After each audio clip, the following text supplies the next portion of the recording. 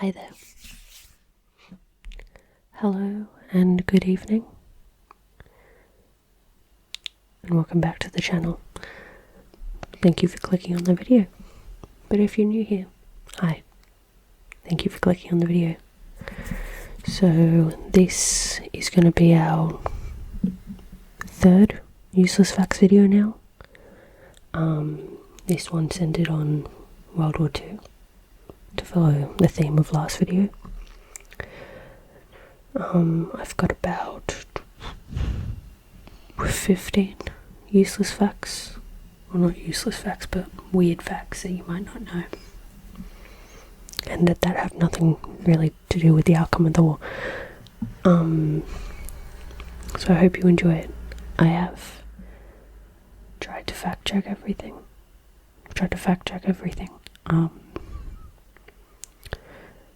But if I make a mistake, or if I say something incorrect, please let me know. Anyway, I hope you enjoy.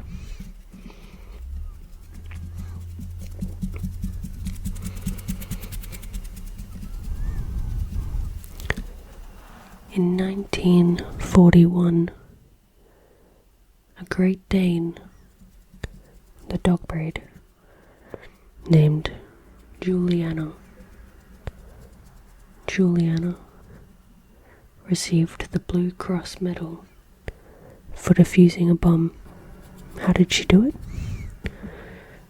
She peed on it.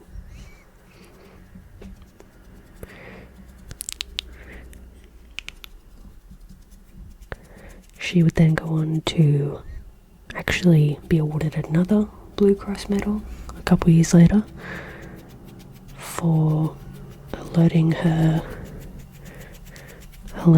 owners to the fact that there was a fire in their shoe shop that they owned.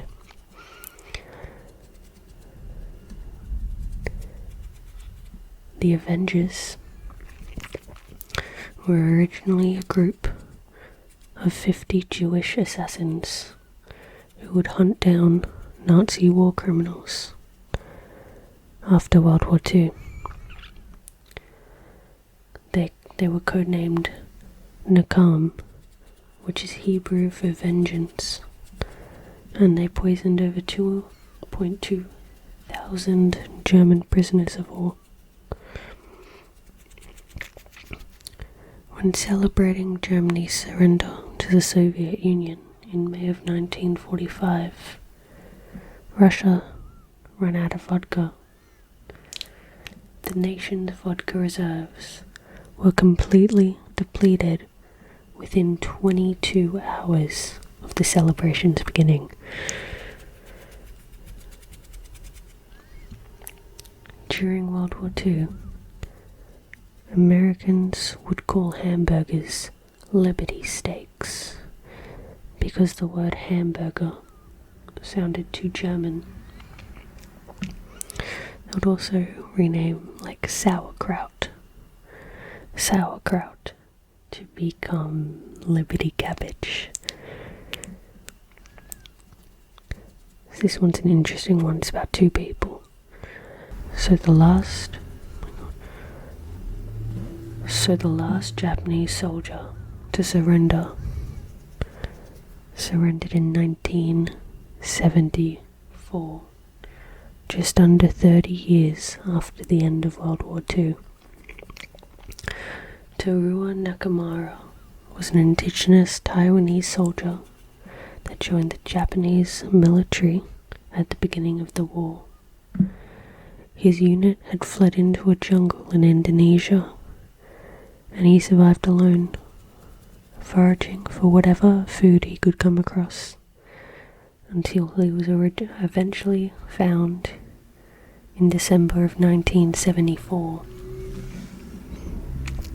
But this wasn't a one-time thing. There was another Japanese soldier by the name of Hiru Onada, who was part of the Imperial Japanese Army Intelligence. He spent 29 years hiding in the Philippines until his former commander traveled from Japan to officially relieve him from his duty. Now, I just want to say, before I get into this next one, I don't condone the actions, but it's a fact and it happened, and that's why we're here. So, in 1942, a Polish troop befriended a Syrian bear cub that they named Wojciech. I probably butchered that. Wojciech. He was officially enlisted as a private in their unit, but he would be promoted to corporal.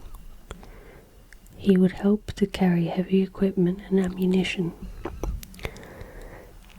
Apparently, he was fond of beer and cigarettes as well. They would use cigarettes as a reward, and beer as a reward. But after the war, he was honourably discharged and ended up living in Edinburgh Zoo until the 1960s. The longest battle during World War II was the Battle of the Atlantic, which lasted from 1939 to 1945. So from what I could gather, the premise of the battle was that the Allied forces were trying to get supplies from North America to Europe and back. So the Germans created a blockade to prevent this, but it would result in the victory for the Allies. But I'm sure you can imagine that with a battle lasting that long, there was quite a significant loss. In 1940, the US defense budget was $1.9 billion. But by 1945, that budget had increased to $59.8 billion. The first jet fighters were used by the Germans during World War II. However, they were developed too late to really have an impact on their inevitable defeat. So I believe it was the Messerschmitt ME-262, and it could reach a top speed of around 540 miles per hour, or roughly 870 kilometers per hour. They were first introduced in 1944, but were then resigned in 1945, obviously. William Hitler was in the US Navy during World War II and was awarded a Purple Heart. He was a nephew of Adolf Hitler and changed his name after the war, obviously, to William Stewart Houston.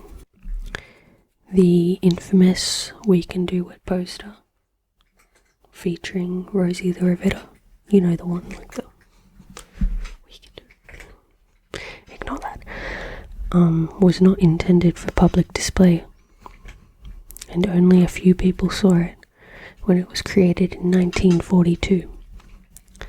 The poster did not gain much popularity until it was used for the feminist movement of the 1980s.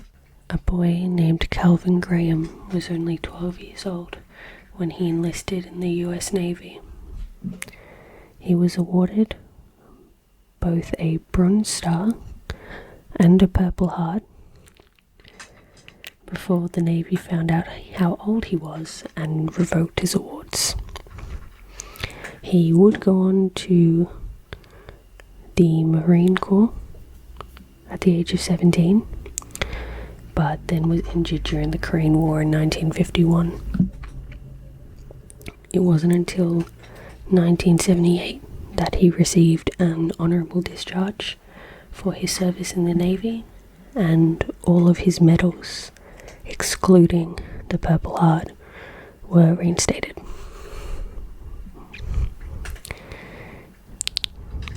I really like this one. It is estimated that US troops drank around 10 billion bottles of Coca-Cola during World War II. When the US joined the war, the president of the Coca-Cola company, Robert Woodruff, declared that, this is a quote, "Every man in uniform gets a bottle of Coca-Cola for 5 cents, wherever he is, whatever it costs the company." So it was treated like a military necessity, and even like plants were built throughout North Africa to help deliver soda to the US troops. Due to the rationing of the war, the scarcity of chocolate led to the creation of Nutella. In 1946, a pastry chef named Pietro Ferrero created a chocolate hazelnut paste as a cheaper alternative to chocolate, as it only used a little bit of cocoa. Well, thank God for that, because what else would I have on my toast every morning? An Algerian religious leader named, I'm sorry for this, Si Kador Ben Gabrit. I even wrote in my notes, make sure you apologize for butchering the poor man's name. Anyway, he saved the lives of over 500 Jews in occupied France.